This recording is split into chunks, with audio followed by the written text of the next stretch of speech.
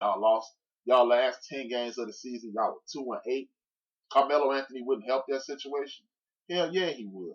And guess what else he'd do? He'd add a veteran presence in the locker room and hopefully elevate some of these young men's mental. He understands the rigors of the league.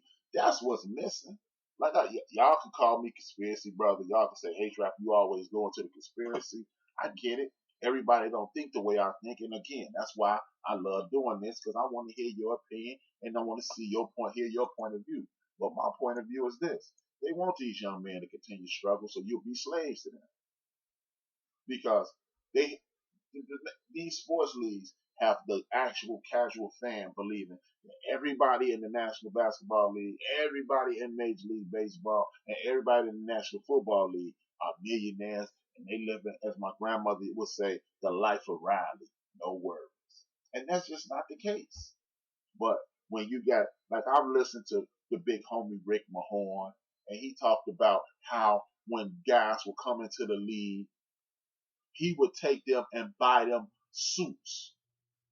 You get rid of all these vets, then you just got guys wilding out, thinking that, no offense to them, thinking the Allen Iverson way is the goal. You don't have, young man, you don't have the charisma of Allen Iverson. You may not have the game of Allen Iverson. So why don't you be the best player X that you can be, and then hopefully you can develop a cult following as well. But up until and including that moment, won't you just be you? But there are no Rick Mahorns on the bench to grab a young man and say, "Hey man, them jogging suits, that's cool for after practice. But when we leave the game, we gonna leave here in a nice shirt or a crew neck and a blazer and some slacks. You gonna look like an adult." That's what's missing in the National Basketball League. It's not enough people who can curtail some of the foolishness that a 19-year-old is going to participate in. There is no may, could, it might happen. You are going to participate in this. Brooklyn Nets, why the hell are you not on the phone with one Jamal Crawford? You picked up Kyrie, you signed KD, and you need more scoring while he's down. Why not get Jamal Crawford, Brooklyn? It would be a wonderful idea for you guys to get this dude, and he would add that punch. How many teams in the National Basketball League can do for a scoring point guard? Toronto, Indiana, y'all lost Collison, Orlando, Detroit, Miami,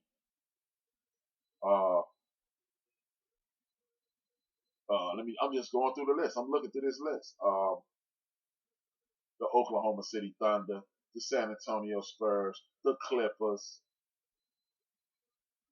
The Timberwolves need a real point guard as well. The Memphis Grizzlies need a veteran presence point guard. Get you Trey. Why is Trey Burke and Jerry and Grant unemployed? It's crazy. Phoenix Suns. Why those three guys? Why is Jerry Grant? Why is Jared Bayless? Why are they unemployed? Every team in the league. I thought it was a 3-point shooting league. Everybody depended on the 3-point shot. That's the way of the league. The league is going to the 3-point shot, but you got a active shooter in Jody Meeks unemployed. Help me understand, league. Help me. I'm lost. Out of just pure respect of the league, everybody knows Vince Carter said he wants to play one more season. Michael Jordan. I'm not going to call you cheap, but Michael Jordan. Bring the Tar Heel home.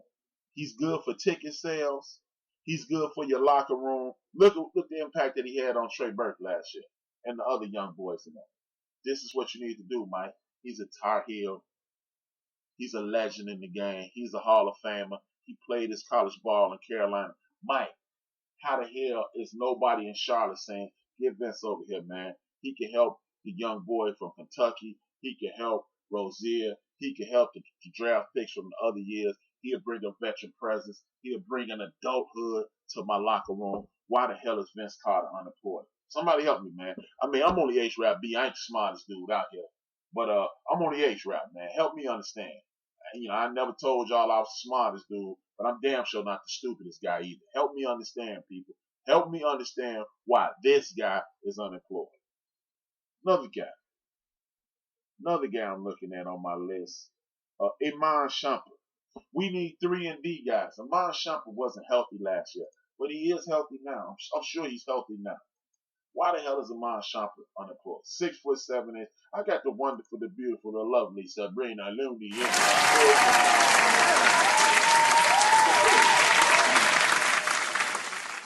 It ain't about him playing, Chief. It's about the presence he had in the locker room, man. You need older guys in your locker room to balance out all that young nonsense, man. That's why these teams keep losing, because they not. And Vince, I think Vince played in like 50 games last year. Wait a minute, let me pull up Vince, man. He played in a boatload of games last year. But it's not, again, it's not about entertainment. It's not about adding a quality product. It's about that bullshit, man. It's about that bullshit. I'm telling you, that's what it's about, man. It's not about what you can add. It's not about making your team better. That, man, you can see the effect. Trey Young and them other young boys from the Atlanta Hawks, they was talking about the impact that Vince Carter had on that. Vince Carter played 76 games last year. He averaged better than a bunch of these goofballs who playing big minutes. He averaged what? He got 76 games last year, 7 points. On how many minutes he played? 11 minutes a game. Hey, man, there's some jokers out here who getting all the tick in the world and ain't getting 7 points a night, and they not 40 years old. They ain't 25. There's a bunch of them 25 and ain't getting 7 points. Alonzo Ball is 19 years old and still ain't averaging but what Vince Carter doing at 40. That's a damn shame. But he unemployed. He outdoing Alonzo Ball and he unemployed. And it's not a knock against Alonzo Ball. It's a knock against the National Basketball Association. Again, like I said at the beginning of this, drafting for potential versus drafting for ability. How again? When Chief was in his 20s and I was in my late teens, when he was in his late 20s and I was in my late teens, the NBA or the world was probably only like 4 billion strong. Now it's 7 billion people on the earth. It's damn near double. And y'all keep telling me that the NBA since 1992 when the Dream Team has been a world game. And y'all can only find these scrubs. Help me understand. Adam Silver, 773-797-2409. 773-797-2409. Adam Silver, call your boy. Help me understand. Because, again, Greg Popovich and those dudes down there are not the smartest people in the world. Y'all always hollering. Sports is a copycat situation. So when y'all gonna start copying the Patriots and the Spurs? Drafting real football players and real basketball players. When y'all gonna start copying, man? Because as of right now, ain't nobody copying. Y'all just doing what the hell y'all want to do, which is rake in our money, rake in our time, rake in our time for watching these games, rake in our money from us watching these games, and then have us arguing about 5 damn teams in the National Basketball Association that work the game. That's all. Hey, but we accept it, man. We continue to accept it. That's why it is that's why it is the way it is. We continue to accept it. I got the hiccups all of a sudden. And with that being said, I'm about to close out the show with my favorite section, and that is the Come on. We will win. Because we will hit all game. We are motivated. We are dedicated. Come on now. Come on now. We will win. Because we are the best on the field. Then we hit the field like all day light, all night light, on the blue light, offense light, defense light, his squad light, house call light, in the sound light, in the sound light, in the sound light. Y'all know that is my football section. A lot of people like that, and I really appreciate that you enjoy it. But the football section is going to be about the lack of loyalty in sports. As you see, my whole show today has been one long, extended rant. And the reason it's been that way is because I'm tired, man. You know, I like, man, sports is my thing, man. You know, I loved video games when I was coming up until about 5-7 years ago. I was into video games. When they started making that college football game and that college basketball game, I kind of checked out the video game. But even as a kid, I like video games, but I like going outside more. You know, when I was coming up, staying in the house was a punishment. You know, you don't do this, you can't go outside. I was, oh damn, you had to do what you had to do.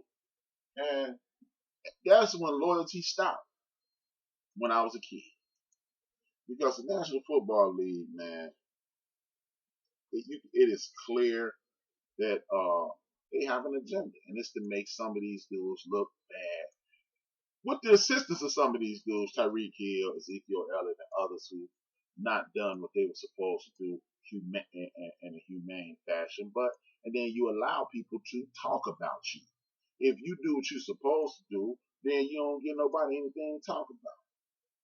But speaking of things to talk about, it is clear that the hype machine is firmly behind one Baker will fail. For those who don't know who that is, he's the quarterback of the Cleveland Browns. His government name is Baker Mayfield. But trust me, he's a faker and he will fail. I am sick. Hill got carted off the field. Yeah, I was going to hit that in a second. The hype machine is behind Baker Mayfield. Let's just be honest, y'all. If Baker Mayfield is as close to being as talented as they say he is, it's a great portion of that is the fact that they've made the rules so lax that there's no longer the kill shot. And I would call it what it was. It was the kill shot. The kill shot is when you go across the middle of the field and the big time safety knock your damn block off. They removed that from the game. And when you remove that from the game, it made the quarterback position easy to play. You cannot tackle people. You cannot tackle a quarterback anymore. Because if you fall flush on the quarterback, that's a penalty. So when you tell me that Baker is going to pan out, that's a farce. That is not the truth. Baker Mayfield may do a solid job, but 80% of Baker Mayfield doing well is because they have dressed the league up and made it a quarterback friendly league, and trust and believe. This dude is an interception waiting to happen. You ain't got to believe me. Hey, I just tell the truth. I'm from Chicago, and what we say is the truth don't care who tell it. And I'm telling you the truth. Baker is going to be average at best. Now, I got to say, as I say, we always talk about the loyalty and how teams don't have players. I mean, players are not loyal to these teams and that kind of nonsense. But here's something I want y'all to give some thought to. Trent Williams, one of the best offensive tackles in the National Football League for the Washington racial slurs. Because I'm not going to call them the Redskins, and you ain't forgetting me to call no team the New York niggas, so I ain't going to call them by that name. But I did say nigga, I didn't say Redskins. But anyway, he played for the Washington racial slurs, and he claims a misdiagnosis or a slow diagnosis to a illness or a growth on his head.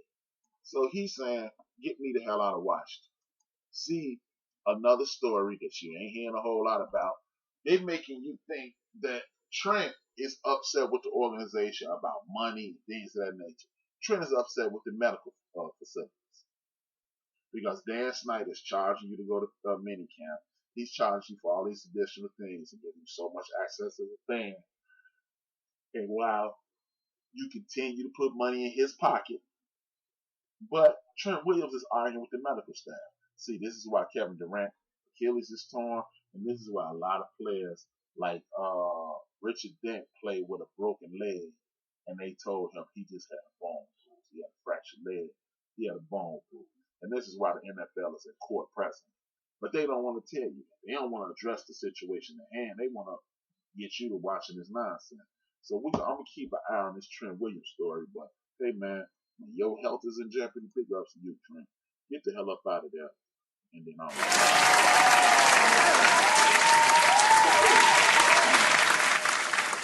Yeah, Trent, do what's best for you, bro.